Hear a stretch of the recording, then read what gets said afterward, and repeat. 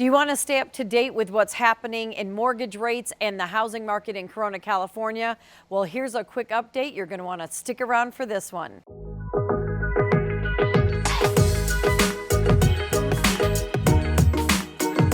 Hi, this is Denise from Vivid Lifestyle Realty, your go-to source for all things real estate and lifestyle in beautiful Corona, California and the surrounding areas. And today we're going to talk a little bit about what rates are doing and kind of a quick market snapshot in Corona, California, so you kind of know what's happening if you're moving here, relocating here, or if you're just moving from one part of Corona to the next, or just in general. We've got you covered. So we're going to go right into it, and we're going to start out with rates have, people get very excited saying, oh, the Fed finally cut rates in anticipation for the rate cuts that they were, the 1/4% or 0.5% interest rates, which it was 0.5%. People say, oh, it's going to go down 0.5%. That's not exactly how rates work. The rates, the Fed kind of can set the tone, but they don't have to they don't set the mortgage rates. It kind of goes off of the 10-year Treasury, what that's doing, if it's going up or down. And like mortgage-backed securities, you'll see the term MBS, and that kind of, and the overall market, inflation, it kind of all affects the rates.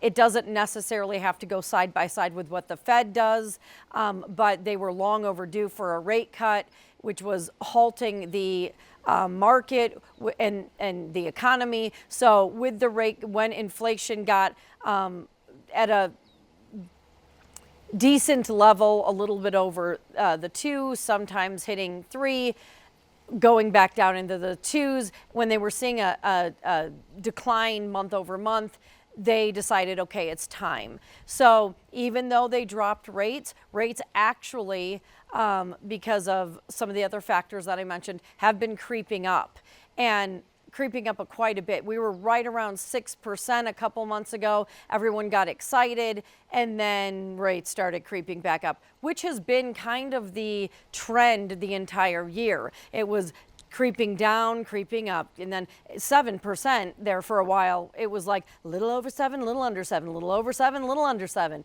So we had that same feel around, 6.25 of 6%, 6.25, 6%. And so now things started creeping back up again. And so today the rates were around 6.8 on a 30-year fixed, and 6.28 on a 15-year fixed.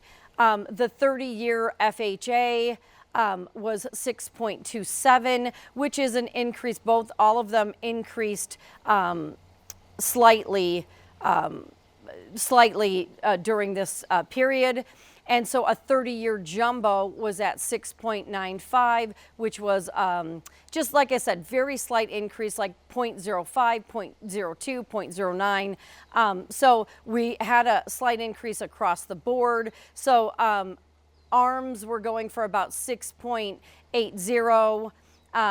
Which is a little bit of an increase as well. And then 30-year VA loans were at a 6.30, which was also a 0.05% increase. So that's kind of what's happening with the rates. They have been going quickly up again. So hopefully within 2024, they kind of were all over the place, but we saw a steady decline and then kind of a steady upcline. Nothing that's jumping from like 4 to 8% or anything, but they are creeping back up again, which when rates are about 6.5 and higher, it does kind of halt sellers from wanting to sell when they have a 3 or 4% interest rate. And then, or they can't, their next purchase, whether their home's paid off, their next purchase, if they have to finance anything, is going to be at a much higher rate than they're at now. So that's kind of halting sellers from selling. Also, lack of inventory in our area. Where do we go? It is also kind of halting that process. And then the economy in general is maybe a slight decrease, a slight increase, a slight decrease, a slight increase, and hopefully in 2025, when they drop rates a couple times, hopefully, because what trends were saying before, what the economists were saying didn't happen in 2024 because of inflation. So we're definitely on trend to, like, you know, creeping down into the low sixes, but that hitting the fives would make such a difference. Everybody would kind of come out of the woodwork. It would make it more feasible for sellers to sell. And that, you know, is what we're kind of looking for and hoping for in the second half of 2025. So the closer to 6% and under that we are, the market will definitely respond to that. Now, a lot of times you'll hear this from many people during the spring of 2024, when things usually pick up anyway, and it's a time of year that buyers want to buy more and sellers want to sell more. It's just an uptick in the market during that time. You want to beware that when that happens, like Corona, we're slated to go up. Homes are slated to go up in 2025, especially during that spring and summer season. So if you're ready to buy now, you know, we always say, you know, marry the house, date the rate. You can refinance later on if that's going to make sense for you. If you're in a position to buy right now, you might, it might obviously every time turn into a multiple offer situation in our general area. And that might make home prices go up, sellers doing less. The same thing, you know, that happened in, you know, 2021 and 2020, the beginning of 2022. So, you know, you just want to be aware of that. If it's something that you want to do now and homeownership's been a passion and a goal, it is, you will get more of what you want now, probably for a lesser price, and for and the seller will be willing to do more than when things skyrocket and everybody comes out of the woodwork in the spring season. So that's just going to kind of be a choice with what is best for you. I never suggest anyone to do anything that isn't best for them or that they can't do or that they're uncomfortable with doing, unless you know, I would never suggest that. So if you have to wait, save up, you know, do the smart things, get educated. We're all about providing education. Some of our clients took 2 or 3 years to turn over, and we're here for you no matter what. It's a huge purchase, and you're not pressured into anything. Things get negotiated, life changes, and you have to do what's best for you in those moments. But if you are able to buy or you're looking to buy, it is a better time, are usually during the winter, and when rates are kind of, you know, volatile, then to wait during the spring and summer season when rates are dropping. It just is going to be more of a harder time to get the home you want, to get the seller to give you what you want, and to get the home that you want. So it's just something to think about for if you're planning on buying a home now versus the spring season of 2025. So that's kind of where we are at with rates, and we're going to go into the Corona market now. So even though rates have hit kind of the highest mark since July of this year, prices in our area are still holding strong, and they have actually, for the most part, gone up a little bit. And so that's really great for our area when you're a home, you know, when you've purchased a home here, you know, our values hold strong for sure in the Corona and general areas, but Corona is really doing well right now, which is hard for buyers too, because our prices are staying up there. But our median price is $749,000, and we'll go a little bit more into that as we go through the market update. But inventory is still really low in our area. That's why home prices are selling high. If you have a home that is turnkey, that means it's ready to move in, you've updated some things, people don't have to do much, those are selling at a higher price and lower times on the market, or lower days on market, and they're really like a dime a dozen. So there's not many that are just like, you don't have to do any. Those are selling faster and they're selling for a higher price than, say, homes that are in good condition but need a little bit of work, or maybe you did some upgrades but not all upgrades. There might be painting involved or different things like that. They're still, holding strong with their price, but the turnkey ones that are ready to move in are the least amount of things that buyers have to do, and the more eye-catching it is for that particular person. Those tend to be really sitting on the market less and just going for more. So that's something to keep in mind if you are wanting to sell your home. Is it worth doing those extra things to have it sell at a little bit higher rate and to have it sell more quickly? Or, if it's not worth it to you, then your home may sit on the market a little bit longer with today's rates and what's happening in the market. And that could include our average of 36 days all the way up to 90 days. Some homes or more are sitting on the market, depending. A buyer will come your way, especially if you have an agent that's marketing and sending out ads to different areas that are moving to this area. Like Orange County, California is kind of flocking into Corona, California, because you can get a much bigger home that's more turnkey for less money, because Orange County's really a very high-priced market. So a lot of people are just coming the 30 minutes away and coming to our area that's new and up and coming, and newer, and has some newer areas and is up and coming, and they can get 4,000 square foot kind of turnkey home for what they would pay for a 1,500 square foot need some work home in Orange County. So it's really kind of some great a great area to move to, especially when it affects your budget in a positive way.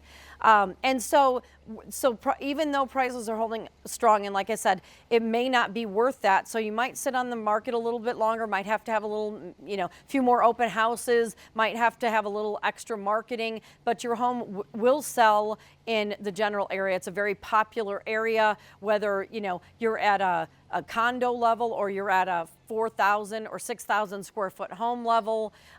It just might take a little bit longer, and especially in the higher priced markets like the Eagle Glen area, the Retreat area, and Chase Ranch. Those homes might sit a little longer just because of their price point, around, their average price point between 900 and 1.2 million. And that's the average price point, not the, what a lot of the homes are going for in those general areas. So we're going to move on then and talk about new builds across the country. So new builds are a really great opportunity right now, because not only can they lower the rate and adjust the rate accordingly, they also can add incentives like $20,000 towards upgrades, or they can do different things with your closing, give you money towards your closing costs, or $20,000 to be for whatever. So you can put some towards your closing costs, some towards upgrades, and their prices are holding steady, and you get a brand new build that has everything, smart homes. It has upgraded countertops and different things like that. So, and flooring, so that when you go to sell, even in 7 or 10 years, your home isn't having white tile or dated materials. It's fresh, it's new, it's up to date. You don't have to do anything, because everything's already fresh and brand new. Everything in the home is under warranty for at least a year. And then when you talk about your air conditioning units and things like that, larger appliances, you can have a lot of those under warranty for 5 years or 10 years. So it's a really great place to start. Everything's fresh and brand new. The builder will fix anything that isn't up to par when you move in. and they can give you a lot of incentives. So if you're thinking about that, a lot of people automatically go to resale and they think it's cheaper and whatnot. Actually, new builds are very hot right now, and they can offer more than resales can usually offer, unless it's something that needs to be sold very quickly due to maybe divorce or a death in the family. Something like that, or somebody has to move for their job. But other than that, they're really a good option. So it's really interesting when you look at things, because as far as the new build trends go, they have, for the new build reports that are coming out, usually the number of permits that are coming out for new home builds really can kind of give you an idea of what's going on with new builds. Are they decreasing, increasing, what's happening with the new build population and new build construction? And it's kind of giving mixed results right now, but the new permits are, it's foreshadowing it kind of foreshadows the future for new home builds. And even though they dropped to 1,428,000, they've kind of been on the decline for the last 2 years. But still doing better than they were in mid 2019 in the mid 2019s. And so that's always a good sign, because in the second half of 2020 and then 2021, people were building like uncontrollably. And even though California, they're building steady, it didn't, now the effects on like Texas, where they just built. Now they're having a mass amount of, in Florida as well, a mass amount of inventory. So rents are dropping, things are the prices of things are dropping. And there's so much inventory on the market that, it's going to be sitting there longer. We're not having that in California. We're lower inventory, so new builds are coming up, and it's kind of steady, not crazy, And so we are seeing a lot of new builds in our general area and in Lake Elsinore, Riverside, different parts of the Inland Empire right around the Corona area. But for Corona, new permits have declined, but they're still doing better than they were pre-pandemic levels. So now we're going to talk about new build housing starts. So that's where they break the ground. Now that came in slightly higher, so it's barely declined month over month, even though it has kind of been cooling for the last 2 years. It's flattening out or kind of going on the increasing side of things, but more of a flattening out rather than a decline. So there are a lot, there's a lot of groundbreaking still happening as well for new builds. So that's a good sign as well. Now, a little bit of the reverse is happening for housing completions. That's like a whole other story. So they've never really experienced the corrections of the permits or the groundbreakings, so of the housing starts. They did drop slightly from last month, but overall, the month before that was the highest since 2007 as far as completions were concerned. A lot of that had to do with so many builders, when rates were low, just going all in, and then they're finally taking, after 2 years or 3 years, they're completing more and more homes that they started a few years ago. But that has been the highest amount of completions since 2007, the last month. So it did decline from there, but it's still a big upward trend from 2023.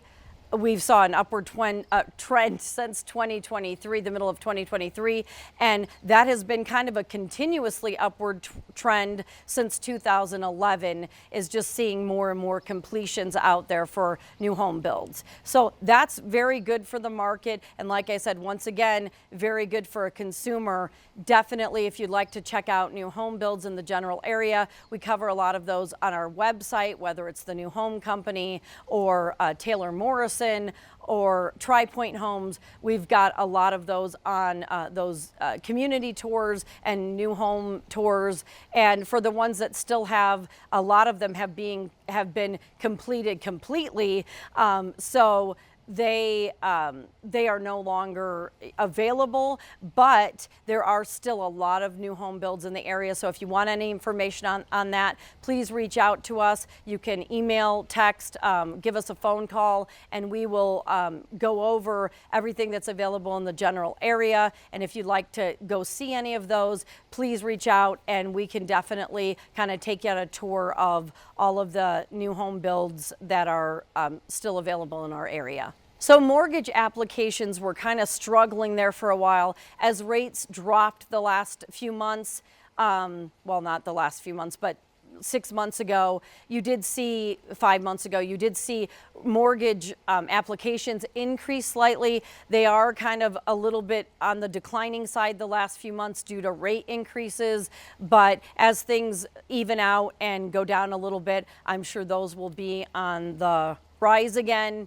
And then we're going to kind of talk about a little bit of a Corona snapshot and about median home prices and such.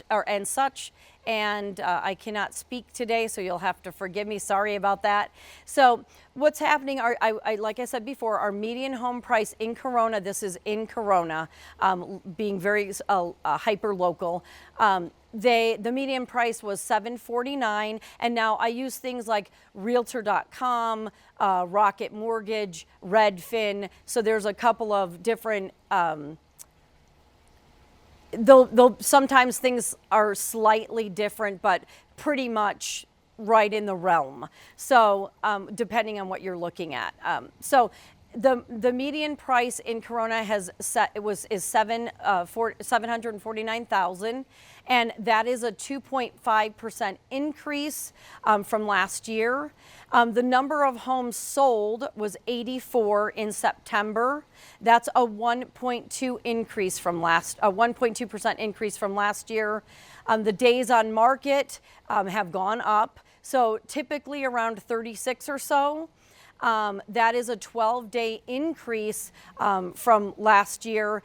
And then a lot of homes are staying on the market 60 to 90 days, depending on the condition, how motivated the seller is, and rates, inflation. That all kind of has to do with, are buyers going to take that plunge, or are they going to sit back a little bit? Are sellers going to take that plunge, or are they going to sit back a little bit? Generally, when rates are going, are heading towards 7, it slows things down a bit, like we saw at the beginning of this year as well, beginning and middle of this year. So like I said, our average days on market are 36, which is still really good for the market that we're in.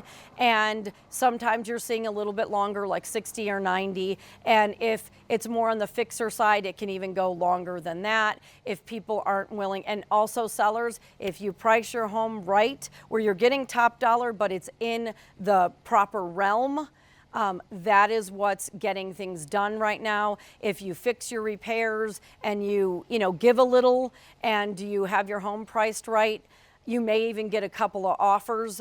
We're seeing multiple offers, still not a ton, but a couple people might be battling for your home. If you're treating them properly, kind of making sure that you're giving them a little and you're also fair on your top of your what you'd like for your home, but you're not going crazy, because if you're overpriced, buyers know, agents know, and your agent can continue to talk to you and motivate you and show you market updates, but the market will tell you if you're getting no showings, if not a lot of people are coming to your open houses, and your agent's not getting appointments set, then you're probably priced too high, and you want to really look at that, because in today's market, that's what it's all about. If we give you a range and you have a range and we all negotiate and we come to a price that makes everyone very happy, but you decide to go over that, that's the reason that a lot of homes are sitting on the market, because it's priced too high. So just be reasonable with that. We all love our home. We all want the most money, but because of the home increases and how much everything has gone up, you're probably doing very well. Just don't go out of the realm of where you should be, or your house is definitely going to sit. And then you're paying mortgage and taxes and all your utilities. And actually, you can end up spending more money than if you just dropped it a little bit in the realm that we give you. You're probably more apt to sell that quicker, and then you won't be paying all the extras. You can just kind of take the fee that or the price that you wanted and move on. And that's what we're looking for, the win-win situation for everybody involved. And so we talked about days on market. Now we're going to talk about percentage of homes that sold above the asking price, which is 44% in Corona. So 44% of homes sold over the asking price in a market where we've seen high rates from, anywhere from 8 to the 6 to 8%. That is a very high number. And it just goes to show you, if your home is priced right and your home is, functioning properly, you're probably going to get a couple of people battling for it, or you're going to get people just automatically saying, oh my gosh, I've been looking for 2 years. I want this house so badly. Let's give them more than what they're asking for. So you can still earn more for your house if you price it right than if you overprice it to begin with. So that's a really great statistic right there. 44% of homes in Corona, California are selling over asking. So that's incredible. Most expensive neighborhoods in Corona, California are the Chase Ranch area, Eagle Glen, the Retreat. Those are some of the top, the highest priced homes and neighborhoods in the market. And they're very nice neighborhoods, have a lot of great, amenities and parks and different things, have very big homes, sometimes very big lots, which a lot of people weren't looking for before, and they're kind of coming back to looking for those types of homes. And if anyone is selling a bigger single story, they're selling like hotcakes, because there's hardly any in the entire Corona area. So that's a really good thing. If you have sellers, if you're out there and you have a bigger single story home with a nice lot and you're looking to move, man, there's a lot of buyers out there that would love for you to sell so that they can swipe up your property. So that's just some fun stats that you can kind of, simmer on and see where you're at. There's a lot of changes just going on with the election and the National Association of Realtors lawsuit settlement. So if you have any questions, you want to be educated, you want questions answered, but you don't know if you want to buy or sell, we're here for you as a resource. Just please reach out to me. Like I said, you can text, call, hit us up on social media. And we'd love to be a resource, love to answer your questions. We can talk about the market, new builds, where you're at now, where you want to be. Our motto is to help people stress less and smile more. So that's a really big thing for us, and to create a win-win situation for all. I have good relationships with agents. I don't look at them as competition. You're all in this together in a transaction with the homeowner and title and mortgage companies and lenders and all sorts of things.